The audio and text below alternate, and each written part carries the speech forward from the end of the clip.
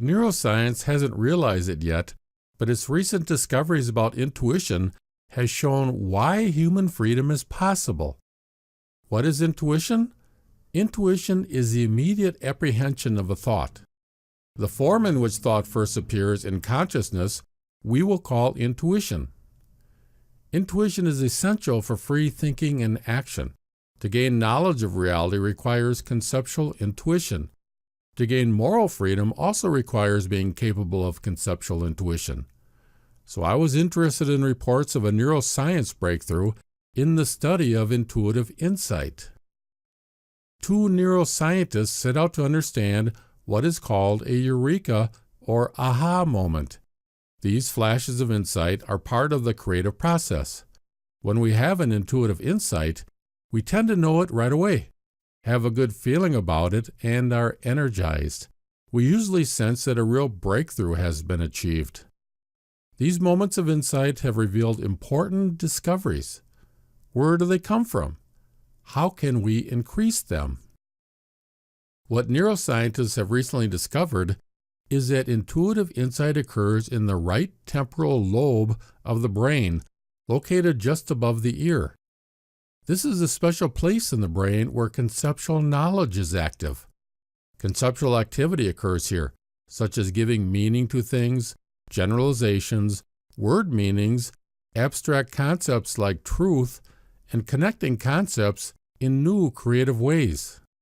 The aha moment occurs in the conceptual region of the brain. This is recorded as a burst of gamma brainwave energy. Gamma waves indicate enhanced thinking, increased intelligence, improved focus, increased energy, and result in more tolerance and compassion. This sounds like the intuitive thinking described by Rudolf Steiner.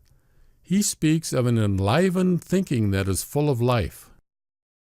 If we experience thinking intuitively, we also do justice to the experience of feeling and will. This is inspired thinking that motivates action. The enhanced understanding leads to more tolerance and compassion. Steiner says the power of love flows through intuitive thinking. They also found that the brain prepares itself before the insight happens. A moment before the gamma burst of enhanced thinking, there is an alpha brainwave burst. Alpha waves restrict visual inputs. The alpha wave burst prepares the brain to receive the insight by restricting external information and allowing the space for a deeper looking within. Neuroscience doesn't realize it, but this fact is what makes human freedom possible. Let's compare the alpha wave burst that diminishes the flow of outside information with what it says in the philosophy of freedom. The essence of thinking has a two-part function. First, it represses the human organization. Then it appears in the space now available. Even the first of these, the repression of the human organization, is a result of thinking activity. This two-step description of pure thinking, first the repression of the human organization, then the appearance of thought, seems to be similar to the two-step alpha and gamma phenomenon discovered by the neuroscientists. The philosophy of freedom goes into more detail because more is learned about thought if you introspectively observe it directly. What we learn is that the external inputs that are diminished include inputs from the whole of our human organization. The human organization consists of our psychological and physical makeup. This organization normally determines our thoughts and is a block to creative thinking. It is composed of established beliefs and habits of thought. We need it out of the way to allow for new ideas and new ways to connect concepts. When you are immersed in universal thoughts, you will notice how influences from your psychological and physical organization is diminished, while your experience of intuitive insight is increased. Here's an important difference with the neuroscientists.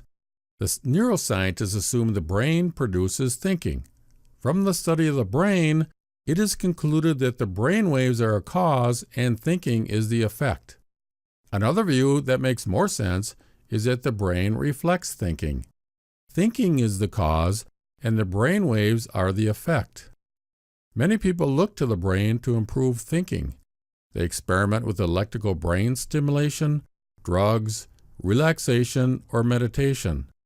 The philosophy of freedom looks to thinking to improve thinking, which is much more effective. By practicing conceptual thinking at the level of universal concepts, we enter the region where the aha moment is very active. We must resolutely dive straight into thinking, and only afterward, by introspective analysis, gain knowledge of what we have done. There are ways you can improve your intuitive thinking. The philosophy of freedom is an example of pure thinking, so you can practice pure thinking by following its thoughts. And you can practice by conceptualizing life situations.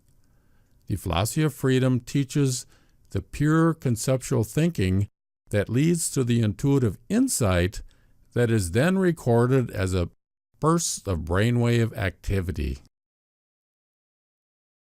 Thank you for watching, and remember to live and let live.